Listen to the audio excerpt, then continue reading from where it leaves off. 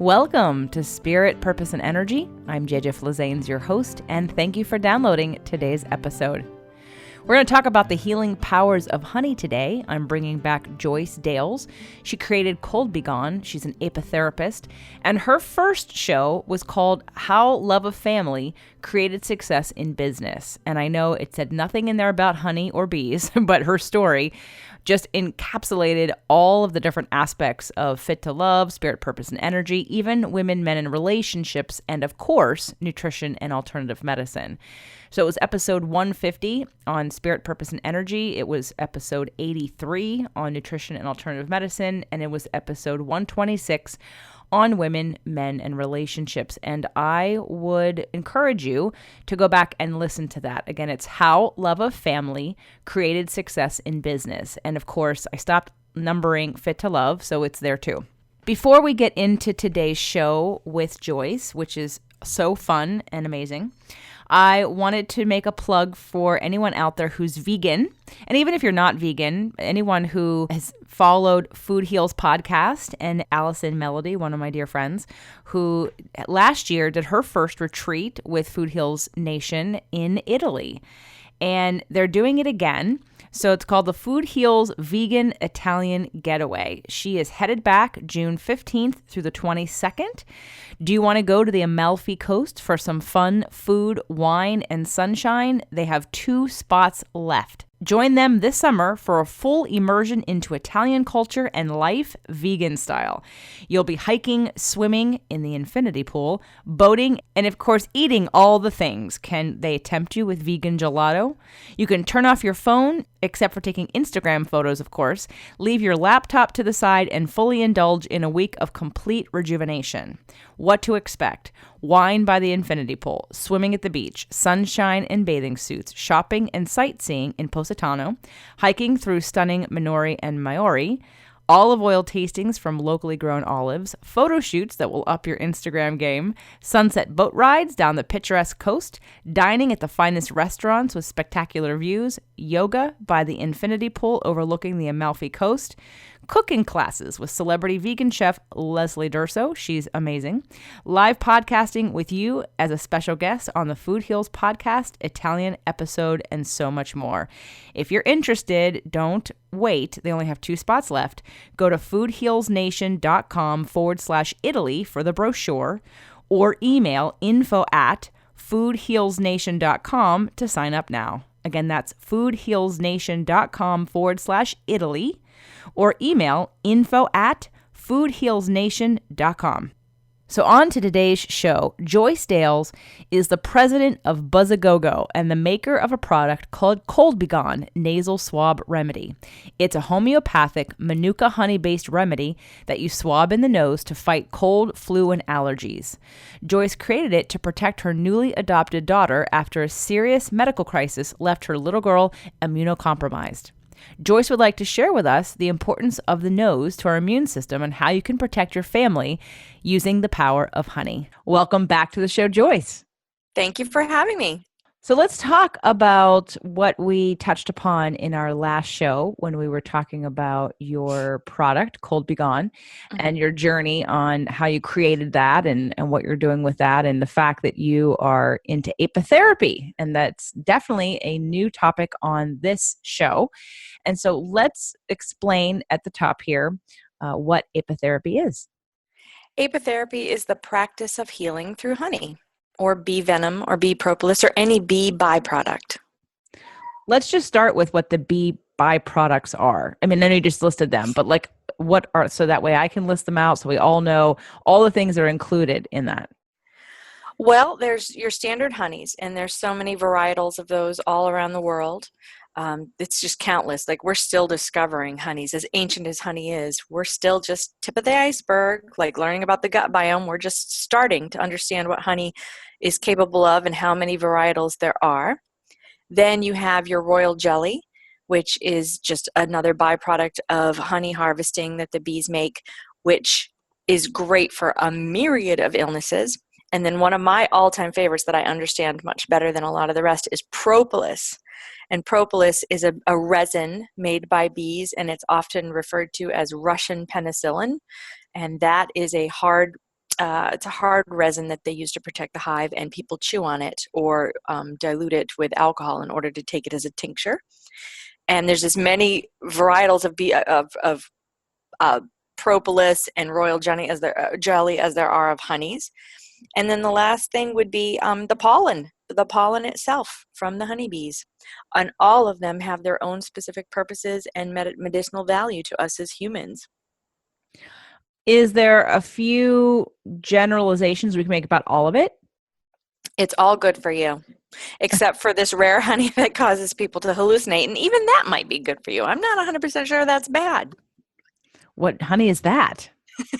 I forget the name of it. It's got a scientific name. I've got to look that up. But there's a wonderful documentary on YouTube about the search for the hallucinogenic honey, and people believe that it's like an ayahuasca, and that it will take you to another spiritual level, and it will take away the fear of death if you experience it. So, but you have to go over the side of a cliff and endure a honey swarm to even harvest it. So it's like a whole thing. You got to go on YouTube and look it up. Well, I'm going to because I did a show with Dr. Eben Alexander and near-death experiences and about frequency and vibration and things. And he talked about the brain activity and the lack of brain activity in things like ayahuasca. He actually kind of changed my mind about ayahuasca because I see it as when people are willing to do just sort of any drug to sort of alter themselves. I'm not saying that everyone who's done it is that person. But it really, when you look at the science of where the brain goes, I'm actually like very interested in this hallucinogenic honey because I would probably prefer to do that over ayahuasca because the negative side effects of ayahuasca if you do too much of it. And I don't mean on a physical level. So sidebar, I will be doing my homework on figuring out, and you can help me, what this hallucinogenic this type honey is, because there is a possible place for it based on the show we did with Dr. Eben Alexander and how much brain activity versus consciousness that isn't directly correlated with the brain is. And so I would be very interested in that because I think that, again, sounds like something that is up my alley. It's more natural. It's less risky. But let's go back, of course, to today's show, which is the healing power of honey. And I know we're not going to have the time to dive into every single aspect of the different kinds of honeys and what each one does, because as you said, there's so many of them, and including the royal jellies and the propolis and the pollens, which, my goodness, we could do a whole show on each one of those probably, right? Oh, absolutely. And I do remember that the honey was Nepalese and Turkey, and it's called mad honey. So when you go to look for it, look for the hunting for mad honey. Okay. All right. So I just want to throw that out there before it leaves my brain when we get onto something else. No worries. Okay. So let's give everybody a brief story for those who have not heard the first episode that we did together, because it wasn't titled anything that had to do with honey or anything to do with even immunity. It was because your story really encapsulated many different themes of all of my shows, from alternative medicine to women, men, and relationships to law of attraction. So it was a hard show to title for that reason, because your story really did illustrate many different principles. So if you want to give everybody sort of the short version of your story and how you became an apitherapist. Well, I've always been very interested in that, obsessed with honeybees since I was little for no particular reason other than it fascinated me. And I like to chase bumblebees around. So that is something that's been with me since I can remember. And I grew up at my grandmother's at her apron strings, and her theory in life was, if it happens in the natural, it can be cured in the natural. And so she was, I guess, a naturalist, and she instilled those values in me, and it stayed with me all through my life. But as a younger person in my 20s and 30s, I drifted away from that, and I had a career, and I was a teacher, and I was just living life like everybody else, just drinking as much soda as I wanted to and not taking care of my body and abandoning everything that I'd been taught growing up in rural Maine.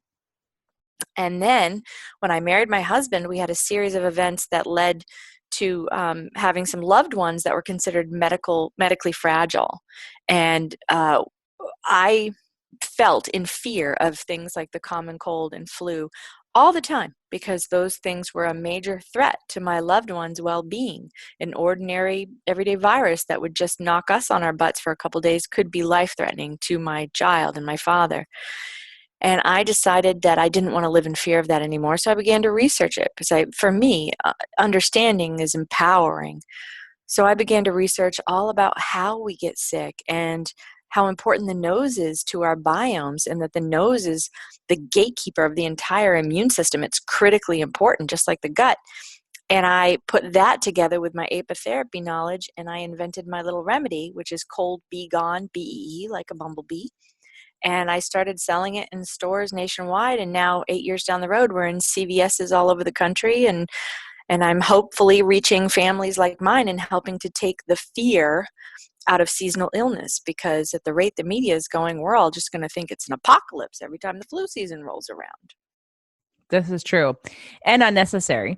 And knowing that there are natural remedies out there, we already have them. It's sort of like when people talk about, oh, the cure for cancer. I'm like, it already exists. There's lots of them.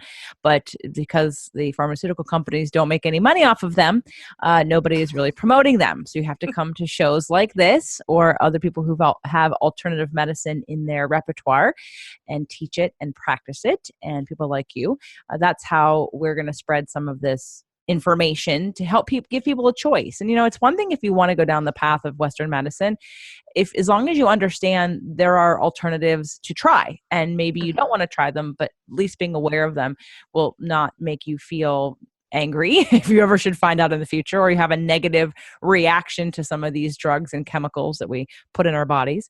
And so, of course, I'm always on the hunt for things that can help in a more natural way. So last time we talked and did a show, Joyce mentioned, the honey and just different things that's in her product, but also the fact that she's been studying honey, and we haven't done a show on that. And I love honey, and I know there's many different kinds of honey. And so let's dive into an overview. And I know we don't have time to go super deep on all the different aspects of this, but let's just start with sort of basic questions about honey. And I know that, Joyce, there's one in particular that you kind of specialize in, and the rest of them you know about. And you probably know a lot more about it than most of the people who have either been interviewed on the show or listened to the show. So I'm not concerned about not getting, super, super, super scientifically detailed on all of them. But let's just do an overview of honey in general. Okay. So how many honeys are there? Oh, thousands. I think thousands. There's hundreds that are recognized and used in popular culture, but I think there are thousands of varieties that we just don't know about. I mean, think about how much of the earth has been untouched. So, and it's like they're discovering new species every week that we don't even hear about in the news. You've got to go look. I think the same thing is true with honeys. And honey's always evolving. The bees are adapting and creating new honey. So it's kind of hard to quantify that. Okay, but that's good to know, because if it's in terms of explaining it to people, for people just to think, oh, all honey is the same, that's not true. So that's not first all and honey's foremost. Created equal. Yeah. Right. Well, right. Absolutely. So let's talk about, maybe if you had to recommend the top 5, would you say they're the top 5 kinds of honeys, maybe how they're slightly different, and then we can get deeper into one of them? The first thing I would recommend is your own local honey. That's whatever that type is. So that's just, I've got to just say that right up front. Wherever you are in the world, you are adapted to where you are.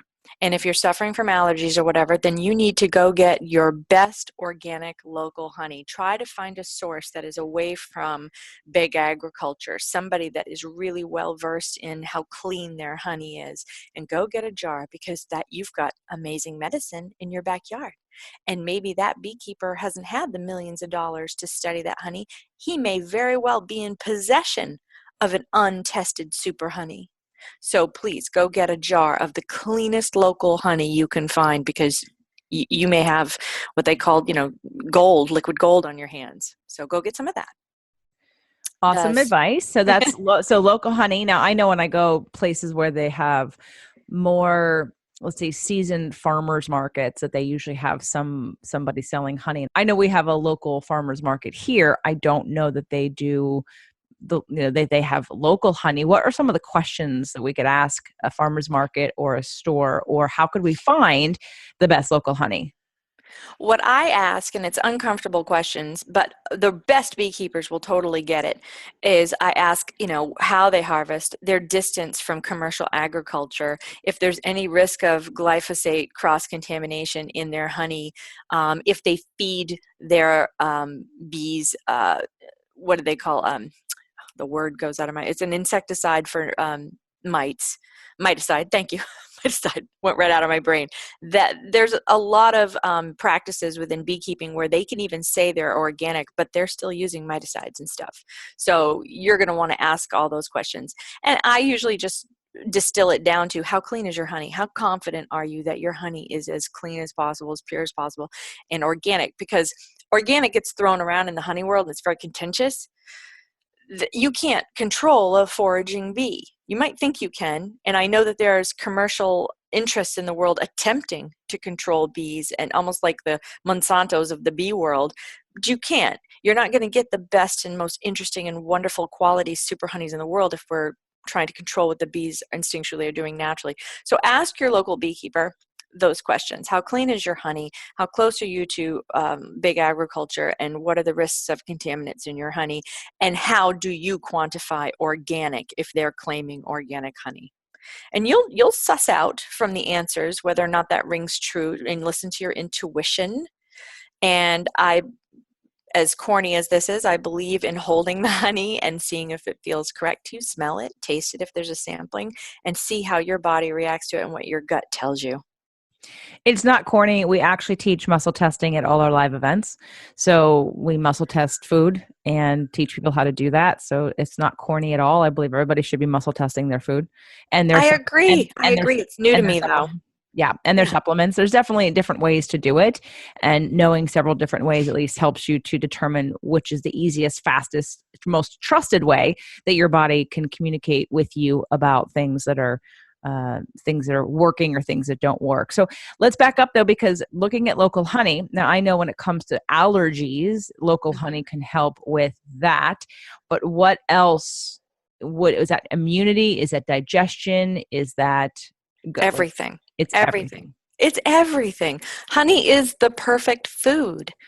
And I believe that we should all be eating it a teaspoon to a tablespoon a day just for its health benefits. And because I'm a localvore and I believe in seasonality of our food and the rhythms and patterns of our lives, eating your local honey and keeping it in jar, because it's one of those things that are available to you year round. It's shelf stable. It lasts forever. It doesn't go bad. That means we should be eating it year round. So get your highest quality local honey you can find. And when you are a tourist, be a honey tourist. Go and find honeys of the region that you're in, because you may stumble across something that helps your joints or takes away your chronic pain or helps you heal a skin wound or a rash that's been aggravating you. There's just so many medicinal properties to honey that I'm always encouraging people to be a bee tourist. Everywhere they go, grab as much honey as you can if you can find a local beekeeper with a clean source. It's like gold. Well, how do we know it's working in terms of how we take it in, right? So let's, for instance, if we're taking it in the morning on an empty stomach, or if we're taking it at night, and don't forget, like, we're also trying to mash in here sort of just nutrition in general, and obviously sugar. While honey has medicinal properties, we don't want too much sugar. And I know honey isn't necessarily classified as sugar because there's so many benefits to it, but we have to figure out when the best time to have it is, how much to have it, how do we tell if it's working? Do you have any information on any of that? Yeah, well, honey is a prebiotic and a probiotic. So it's loaded with lactobacillus, most of it, depending on the honey source. So it's beneficial to your gut to eat it any time of day. I will tell you not to heat it, because you will destroy the enzymatic activity, some of the honey's benefits inadvertently if you put it in your hot tea. Everybody thinks they put it in their hot tea, it's beneficial. No, you might be destroying all the benefits by doing that. So if you can, eat it. If you have a particularly strong honey, because some honeys actually smell medicinal, almost unpalatable. I've put honey that I've found that's just what I call stinky honey, and I'll put it in vegetarian capsules and swallow it that way as best I can, as messy as that is. I would say, as far as time of day, I have my children eat it before bedtime, and then they go brush their teeth so that they don't have the sugars on their teeth, because I like the honey to travel throughout their digestive system through the night. And if they're eating Manuka honey in particular, that kills most pathogens. So if my children have been exposed to a bug during the day, I feel assured that that's going to take care of anything they've ingested when they're at swim team and they're in a pool full of other kids spitting boogers. So I like to do my honey consumption in the morning and at night, but honestly, there's no special time of day for that. And with regards to the glycemic index, every varietal has a different glycemic index. So that's something you would have to research from region to region.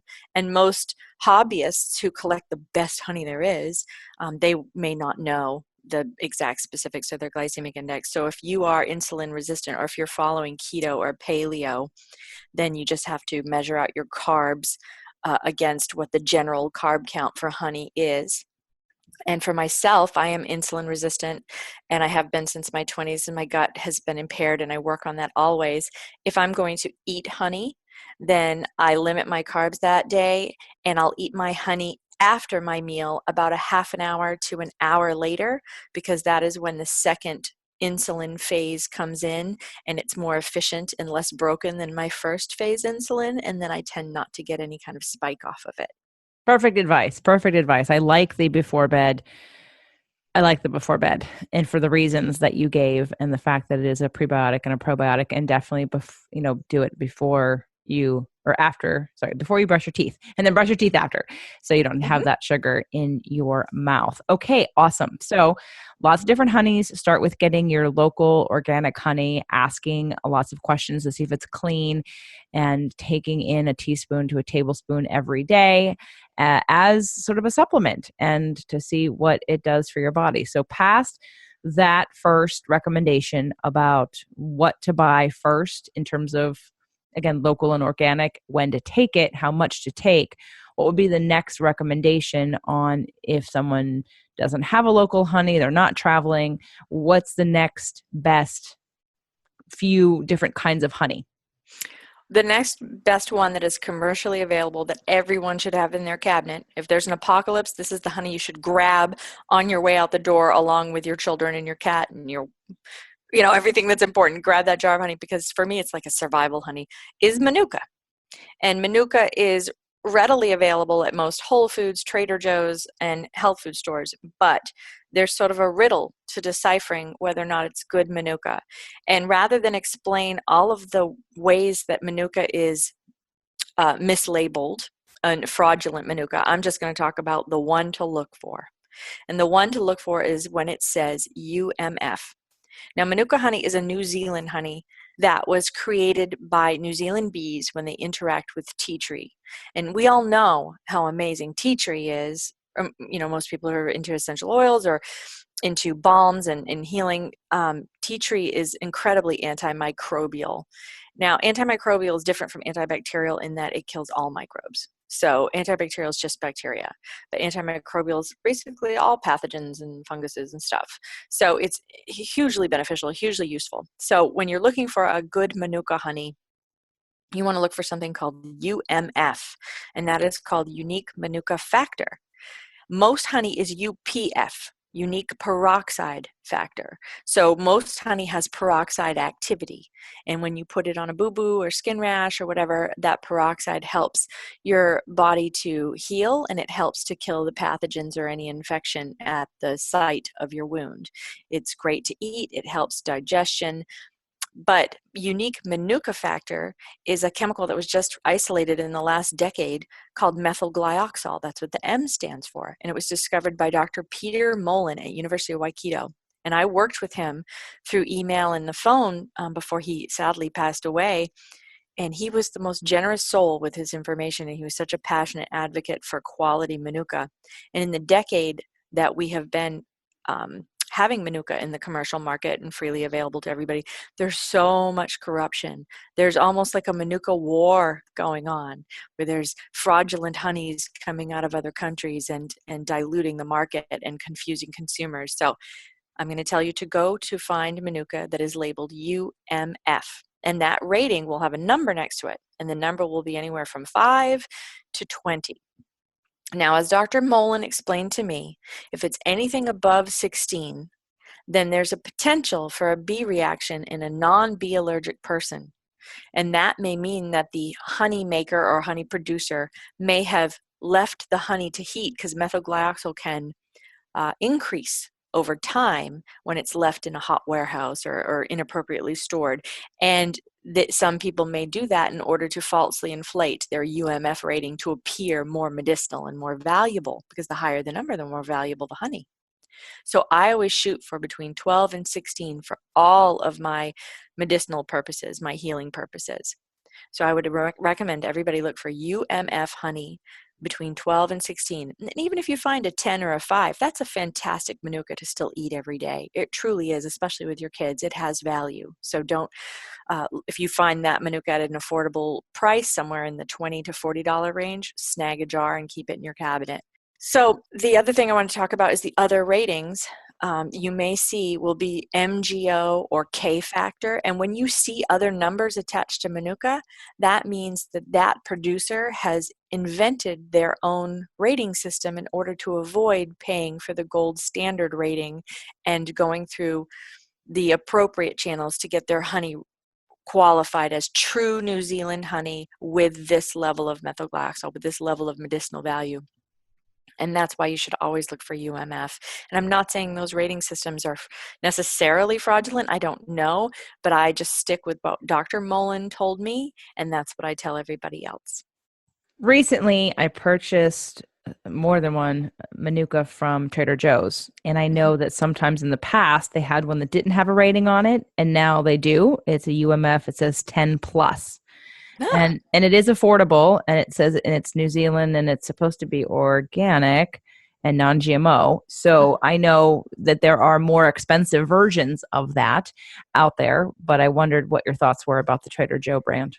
Well, the Trader Joe's in the past, when it had no rating, that was a controversial thing.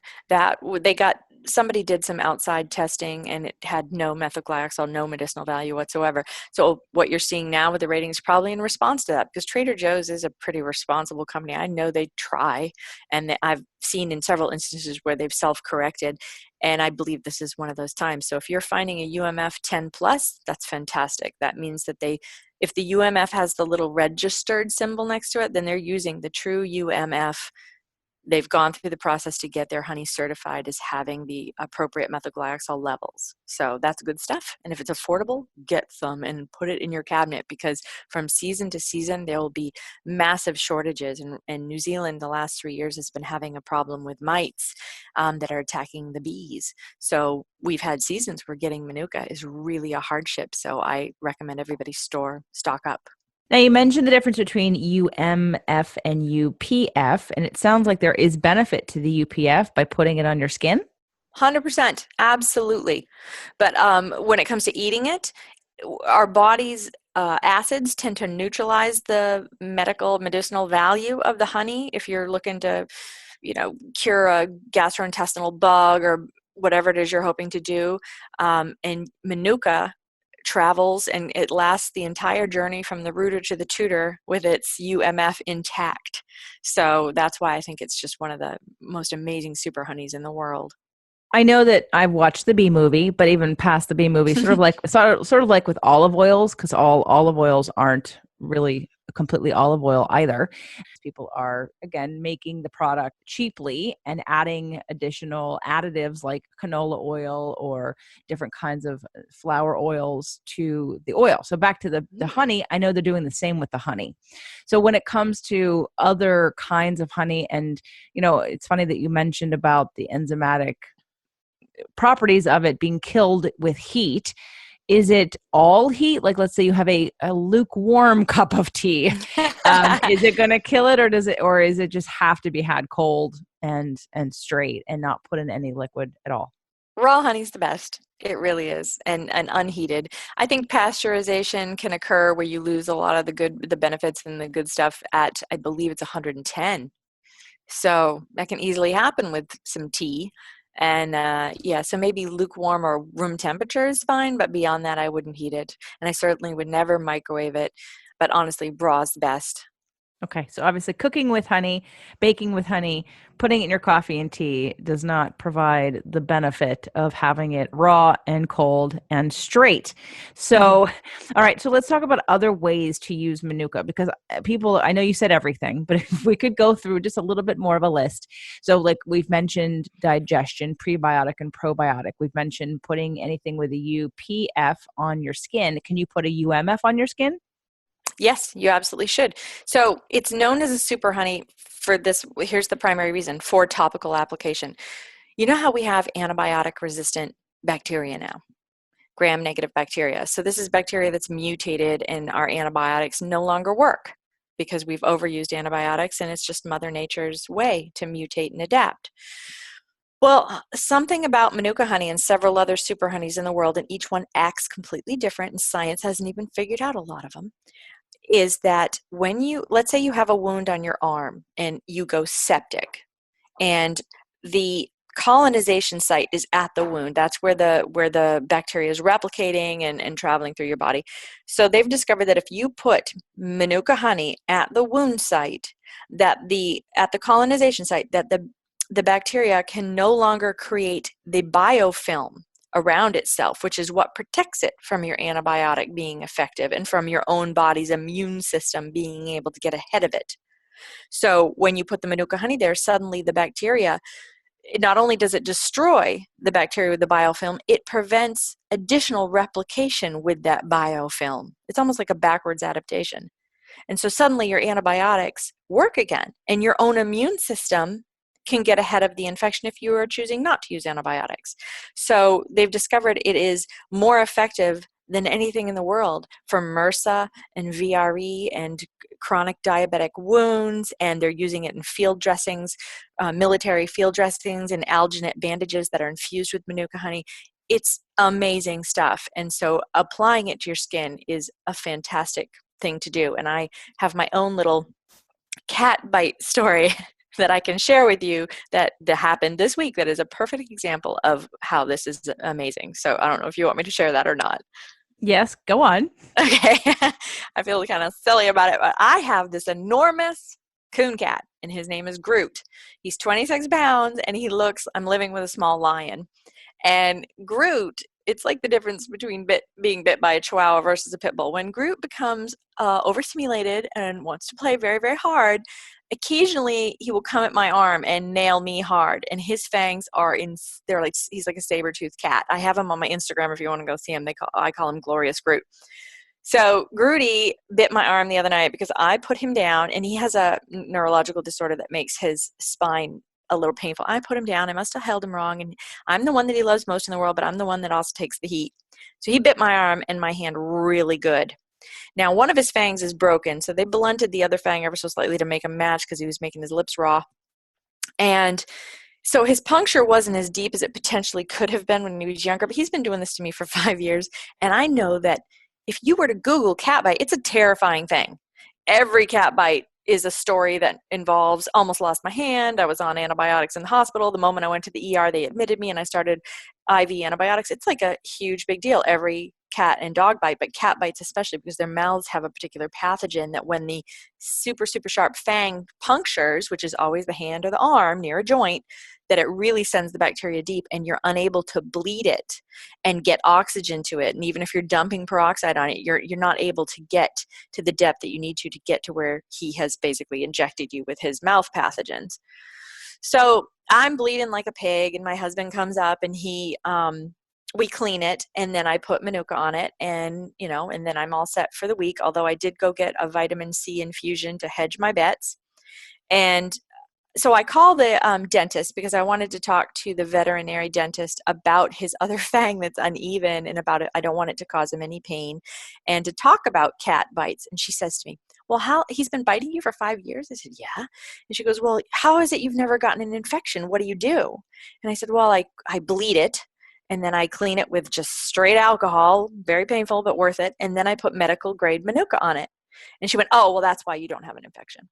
That's why you've never gotten infected. And I'm thinking to myself, all these people, like 80% of the people wind up in the hospital. Like, why is this not front page news? If you get bit by a cat, Stick some, it's worth the $40 jar of Manuka. Go get it and put it on your boo-boo, because apparently I should have wound up in a hospital by now because of my violent cat. That's my story. Well, you know the answer to that question. I do. Why doesn't everybody know about it? Because who's going to make the money from that? Veterinarians, and I'm not trying to slam any medical professional, but when you have offerings, that's why cancer is never going to go away, is because the most profitable thing is chemotherapy. That's right. It is a billion-dollar industry that would be completely threatened, and is completely threatened by anyone talking about natural causes and ways to heal things. So, and it's not because everyone's evil necessarily. There are evil people who understand this, but the fact that it was so easy for the vet to say, oh, that's why. It's, as consumers, you have to ask your doctors, you have to ask your physicians if you trust them, and even if you don't, especially if you don't, but you have to ask the ones you trust, are there alternatives? Is there another way to do this? Instead of going, you have to be a responsible consumer when you know that there possibly is another way to do something. Now, the likelihood that that vet was going to recommend Manuka honey to the average person is Zero. probably right, because again, A, could make them look silly. B, it could also not work for that person if they do it incorrectly, which makes them liable. And they know that their methodologies would work 100% and they can stand behind that. But the fact that she so quickly knew that Manuka honey worked is very telling, right? Mhm. Yeah, and she followed it up by immediately, well, I can't really tell people that, you should see your doctor, which is what we're all pushed into that position. Anybody that's working, even in the alternative medicine field. For instance, I understand her fear and her trepidation at bringing these things up, because let's look at recently, I was posting about bee health and how important honeybees are to all of our well-being, not just as a medicine, our food, everything. It's a genuine crisis. And I had gone into a local hardware store, and there's just a sea of the evil Roundup everywhere. And so I made a little post about it on Instagram, like, oh, glyphosate Roundup hashtag blah, and I got this notification immediately from Facebook, which owns Instagram. I'm sorry, but you cannot boost this ad, because I tried to boost it to the local region and to support some of the local hives. So I get this notification, you are not qualified to speak on this because it is a matter of national or political or national importance. You have to go through this approval process in order to speak on this topic. So I go down the rabbit hole of click, click, click, click, and I see what this approval process is. I need to provide my license and my passport.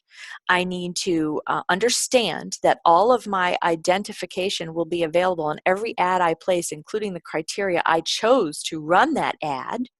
And it'll be available to anybody to see who clicks on it for up to 7 years. So I'm going to be cached and kept and recorded and put on the list. And it was so obscene and obnoxious. And how is glyphosate and save the bees, hashtag save the bees, something that is an issue of national, political, or national importance that needs to be regulated by Facebook? So that to me is an indication of where we're at. And I hope that people continue to do podcasts and speak out bravely like you, because those of us who are in the industry, we have to follow the rules. I had my Facebook threatened, my personal Facebook threatened for shutdown for speaking on this issue. I have thousands of my children. I've entrusted Facebook with my children's memories, first words, things I've forgotten about that I just assumed were safe. So I have to play by their rules. It is pretty bad in that way. And I'm hoping that, yes, like you said, people who come on this show and other shows, I posted, I don't know if you saw, I shared an article from Dr. Mercola on Mm-hmm. my Facebook page, on my business page, on vaccines. Mm-hmm. And it was about some uproar recently, and I know what it was. Some flight attendant or something got sick. But anyway, it was all of the study of, let's take the look at this. And of course, people want to say, oh, that's because the measles and everybody needs to be having their shots. And it just went through this rabbit hole of let's look at the facts that 70% of people who recently have gotten measles have had the vaccination. It's not working. So anyway, he's pretty thorough in his evidence, in his citing of different studies and things. And I know that if I was to post that on my personal page, people would have a a field day with it. I've got another colleague who's actually been on the show, and she's very much about everybody getting their measles shots. And I want to say no. And I can't, like, I lose respect for her as a person when she's so political about other things. And in this way, it's like, I just want the right, whatever you believe, I just want the right to choose what I believe. And I don't want to be forced into, or have my children or anyone's children being told that they have to comply with somebody else's ideas. Well, why are your ideas right and my ideas wrong? That personal freedom is really at the root of all of this, right? It's like the freedom of speech. It's right. Freedom of speech. And at this point, Facebook is a behemoth. It's a public trust issue. And for me, that's what, when it came down to, like, wow, I can't talk about saving the bees. I risk my personal Facebook, my children's memories, because I spoke out on this. That to me is, there's a public trust issue. And so then you're caught in the conundrum of, you don't want more government oversight over stuff because judges think they're getting it wrong left and right. But on the flip side, I think our freedom of speech needs to be protected on social media, and social media is considered a private business, a private entity, and they can do whatever they want. So it's just a lose-lose at this point. Well, he probably has, I'm sure he's threatened with people that are being outspoken about and educating others on what negative things happen in the pharmaceutical industry and in our medical systems. I mean, most people don't realize that their doctors are trained by pharmaceutical companies. The hospitals, the regulations are all created by pharmaceutical companies. It's the biggest conspiracy we have, and the political people don't even get that. They just blindly trust doctors and drugs and think that that's the only thing out there. But that's a whole nother point. You can find many other people who are podcasting about that. And Joyce, you really need to consider having a podcast. You say that, but I don't know. I don't know. It's funny when I talk with you, I feel like I have so much to say, but when I'm on my own, I'm like, I got nothing to say. I just have a lot of jumbled thoughts. Well, but that's right. I do a lot of solo shows, and some of my jumbled thoughts are some of my people's best and favorite episodes, because they're organic, they're passionate, they're in alignment with what I believe or what I want to share. And some people, again, don't even know that there's another option out there. How many people who are listening today had no idea before they've listened to you talk about how many things honey is good for, and have just been told not to have sugar, therefore don't eat the honey. Yet the honey, especially if you have allergies, like you said, I know I've heard that many times, that if you have seasonal allergies, organic local honey is your best friend. And being able to get in there. But some people are taking shots and they're taking pills and they're suffering and they're taking allergy medication. And it's maybe working, but most likely it's probably not really working. And they're having the side effects of having all these drugs, or at least they're having the potential, which they don't even know about yet, of their kidneys and their liver and their body reacting negatively to these chemicals, when they could just choose some honey. So yeah, people need freedom to research, freedom to speak, and freedom to choose. That's what it boils down to. Go see your doctor if you want medical choices. I'm not saying don't do that, but I want choices with regards to alternative medicine or complementary medicine. I saw on Facebook they recently deleted pages relating to acupuncture. I mean, come on. What is happening? that's bad. I know. Western medicine's been around 200 years. Eastern medicine's been around 2,000 years. Which one do you think you would trust? I know I'm all about, I just came back from acupuncture yesterday, and four out of my 5 issues are gone and have been eliminated. So it's good stuff. Let's hope that the pendulum is swinging so far to the other way that it's just terrifying. And I'm trying to stay positive and keep my energy good on the issue and not panic, because I do believe that there will be balance, that it's just balance will come. Maybe it'll be a little bit painful, but it will come. And there'll be a place for the doctors to work with the naturopaths and the chiropractors and little home remedy people like me trying to build companies and have our American dream. And we have something valuable to offer people, that there's value, that's supported and celebrated. And honestly, I'm seeing it every day in practice when I go to conventions or when I do radio shows, or I just meet people through my job. And look at CVS is carrying my product now. So the balance is happening. It's sometimes it feels overwhelming, like the world has gone bananas, but I think there's still balance to be had, and it's going to get a little bit better. I agree. And it's about education. It's about also voting with your dollar. The gluten-free industry, paleo, keto. I mean, these industries didn't say stop eating bread. They, right. People just educated people on what gluten does to your body. There are more people that are celiacs now probably than ever before. And so because of that, industries have changed. And it's That's not, such a great example. I hadn't even thought of that. oh yeah, Yeah, there isn't like big bread, I'm sure there's like people in the industry, in the flour and corn industry trying to control that message, but yet with just patience and honesty and being genuine and putting the information out there, the gluten movement has just really taken off and organically grown. So let's just trust that's the truth for everything, including the honey industry. I know people are trying to corrupt it right now, but we'll just keep saying our message and wait for people to hear it, and it's going to be okay. well, everyone who's listening, please share the show with other people who who have children or would like alternative options. That's how the message gets spread, because I've been gluten free now since 2008, and Wow. when I did that, there were very few products on the market, and now they're everywhere, and most restaurants have a gluten free menu, or at least have indications of it. So, and that's only because we chose to spend a little bit more money on a different product, and the more products that come out there, they're actually going to eventually cost a little bit less, because there'll be more of them than of the other. And the other cheaper products, which are fine, but when you vote with your dollar, so buy the products that are making a difference. The ones, stop buying the cheap crap, because then they'll stop making it. I mean, the government's having a crazy fit because of milk. I mean, the milk industry is owned by the government. And anyway, we can go down that path, but let's not. So let's go. Let's. Oh no, preach, JJ. That's good stuff. And maybe another show. Before we direct people to your website, and to, of course, encourage them to get Cold Begone, because it's an amazing remedy. And I have to tell you, so I have one in my car, because I'm always in my car. I have one in the bathroom, and then I just got back from a trip, and I thought to myself, holy shit, I didn't bring one with me.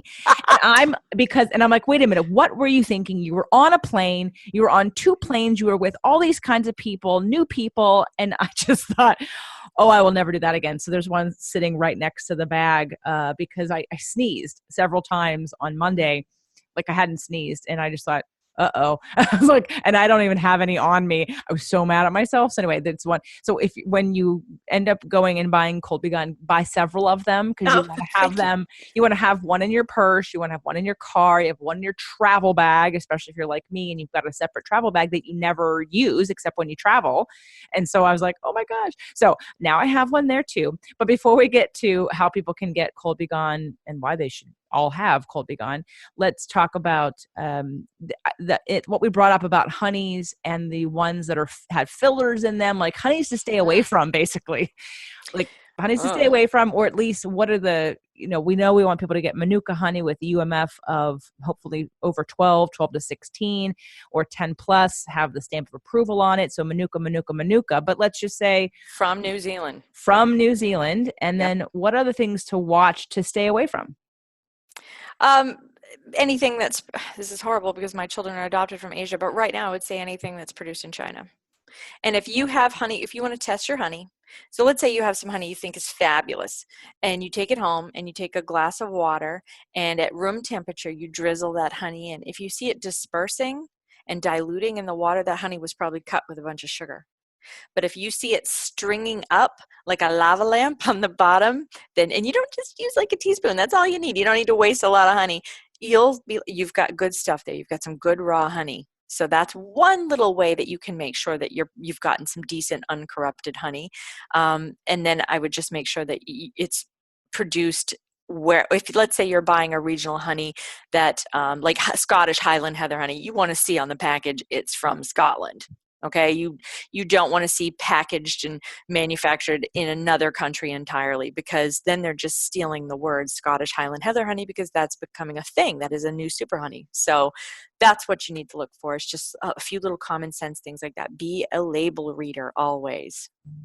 I want to mention the honey that you told me about, the Tualang. Oh, Tualang, that's right. Tualang is so interesting. I'm obsessed with it. It's a Pacific Rim honey. It's from Malaysia. It grows in these trees that are so tall that only these certain men are trained to go up and chop. And sadly, the whole hive is destroyed in the harvest. but it is as effective as Manuka honey in killing antibiotic resistant bacteria and other pathogens and viruses and everything that but they don't know by what mechanism. It hasn't been truly isolated. It's been studied against cancer and hormone disruptions. Apparently, it's incredibly hormone balancing for menopausal women and people that are having hormone imbalance if you eat it. And it is one of the new super honeys of the world and incredibly hard to come by. And I have no recommendations of how to get quality tualang. And I think it's tualang. And I've been saying it wrong for a while, but go on Amazon and search for it's Tualang, and then look at people's reviews, because that will be your guide on whether or not you've landed on a good supplier, because the tualang industry is starting to take off like the Manuka industry, but it is an even more precious, rare honey than Manuka was in the beginning. So if you can get your hands on a couple jars, I have 3 in my cabinet, and I know I should be eating them to help balance my hormones, but I just open the cabinet and stare at them like I'm, like they're my precious, and I don't want to use them because I know how important and rare they are. Well, I've been using it and I'm almost done with my first jar. Oh, I'm ready to buy another one. But one of the reasons why we talked about that was hormone balancing. So again, another one of these, and I know when you say it's good for everything, people go, well, what is everything? And so we've talked about many different things, and hormone balancing is one of them for this particular honey. So I just feel like there's so much more we could talk about with honey. And I know that there is, and let me know if you would like to have me have Joyce back again to keep going on honey. We can go a little deeper and we can do a little homework, both of us, and come to the table with some other things. But for now, you've got the tualang honey for hormones. You've got the Manuka for basically everything else. yep. And now one more question about Sure. about cooking and baking. So being paleo or wanting to choose better things, is there still, and I know we're going to kill the enzymes when we cook it or when we bake it or when we Still heat it. totally good. Still good for you with regards to paleo. Okay, but so what it would be a potential benefit? Is it because of the probiotic, prebiotic, or those get killed because of the heat too? They get killed, but there's so much value to just thinking of it from a naturalist perspective. Is that was our sweetener? That's what Mother Nature gave us. So that's what we should be using, because everything else is so highly processed, and honey is just honey. Got it. So yeah, it's like having your own deep water well of perfect spring water. Go get your own local honey for your baking and cooking, because that's what you're supposed to be using. So if we take it from a naturalist perspective, that's what we should be doing. Got it. Okay. Tell everybody about Cold Be Gone, where they can get it. What's the easiest place? If you want them to go into their local CVS, and if they don't have it, to ask for it, or for just be easier to get it from you. Well, I always say go to the mom and pop stores, your local health food store. Check my map on coldbegone.com. I have a great map that I just had put up. But also, let's support CVS, because A, I got into CVS, which is a miracle. B, they've set up a bee end cap, bee wellness end cap, that has some amazing products. It's so open-minded and forward thinking of them, and also an indication that the rebellion is working, where things are going to be okay, because we're making headway into the mainstream stores. They're listening to us and responding, no matter how terrifying the mainstream media is about shutting all alternative medicine down. No, it's you go to your CVS, because right there on an end cap is an amazing selection of bee products, and Cold Be Gone is right there at the top. Okay. And otherwise, go to coldbegone.com. Yeah, or Amazon Prime. I'm on all of them. And I have a great sale on Amazon right now. Excellent. Again, don't buy one, buy several. And because you're going to want to have them in different locations. Again, as I just realized as I was traveling and really regretting. And here's the other disgustingly funny thing. As we sat on the plane coming home, Doug sat in a row because he has A+ status. So he gets on before I do, and then he kind of saves the seat. And I normally sit next to him, but I had not slept very well for the whole week, actually, that I was in Atlanta. And he got the exit row. And so I said, I'm going to sit at the window. And I had like full on legroom. There was a child behind me who literally coughed for the first hour. And he said to me, that's going to happen this entire time. Do you want to move? And I said, nope, my immune system's strong enough. It's fine. And I'm fine. But again, another situation that the minute that he started coughing would have been a time to reach in and grab my Cold Be Gone and just had that sort of backup just in case. Like now I can rest easy knowing there's no way I'm going to get sick from that child. And he was just coughing. He was just coughing. Had he been sneezing, I would have been more concerned. But the cough was different. So I do appreciate having multiple tubes all around. So, Joyce, well, good. I'm glad it helped. Yeah, well, it helped, and it helps to have it on you. Do not travel without it. And Joyce, this has been super fun, and I know we could continue, and maybe we will. Everyone, let me know if you want to hear a part 2 on the honey conversation. Otherwise, please get your cold be gone. Joyce, thank you so much for educating us today on all things apitherapy. Well, thank you so much for having me, and thank you for what you do.